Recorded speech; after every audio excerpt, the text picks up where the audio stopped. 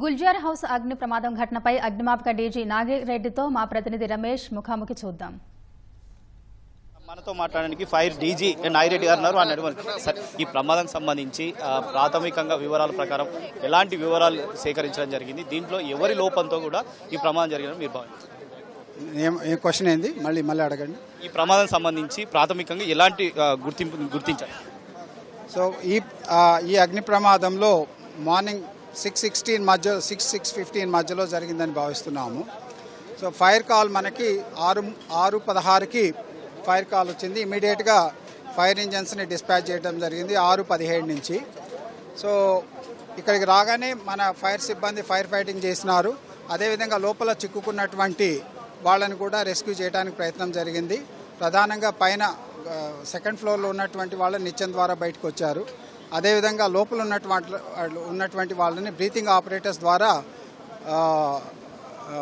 అపస్మారక స్థితిలో బయటికి తీసుకురావడం జరిగింది. ఇమీడియట్గా వాళ్ళని షిఫ్ట్ చేసినారు.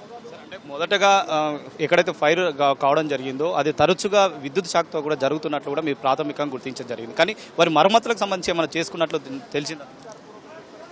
ఇది ఎలక్ట్రిసిటీ డిపార్ట్మెంట్ వాళ్ళు ఆన్సర్ చెప్తారు. ఎందుకంటే ఈ ఇంటి ఓనర్స్ చెప్పేదాని ప్రకారము, ఇంటి ఓనర్ వాళ్ళ వర్కర్స్ చెప్పేదాని ప్రకారము ఈ షార్ట్ పీరియడ్లోనే వాళ్ళు మొత్తం కూడా రెనోవేట్ చేసి చాలా వుడెన్ మెటీరియల్ తోటి రెనోవేట్ చేసినారని చెప్పారు.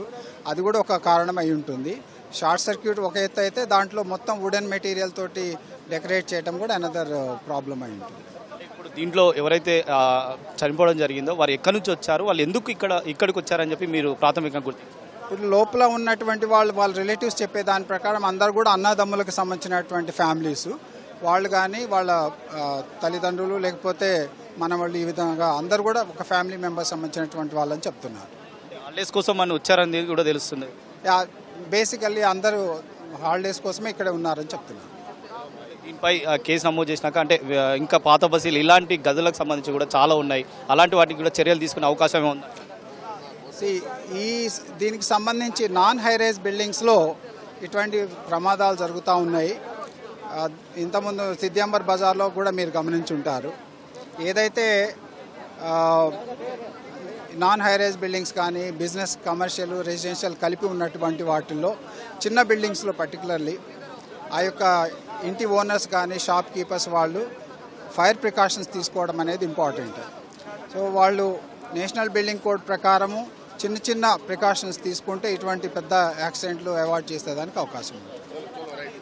ఈ ప్రమాదం సంబంధించి కూడా ముఖ్యంగా ఇలాంటి ప్రమాదాలు జరగకుండా ఉండాలంటే ఖచ్చితంగా భవనం యజమానులు కానీ షాప్ యజమానులు కానీ ఖచ్చితంగా చర్యలు తీసుకోవాలి.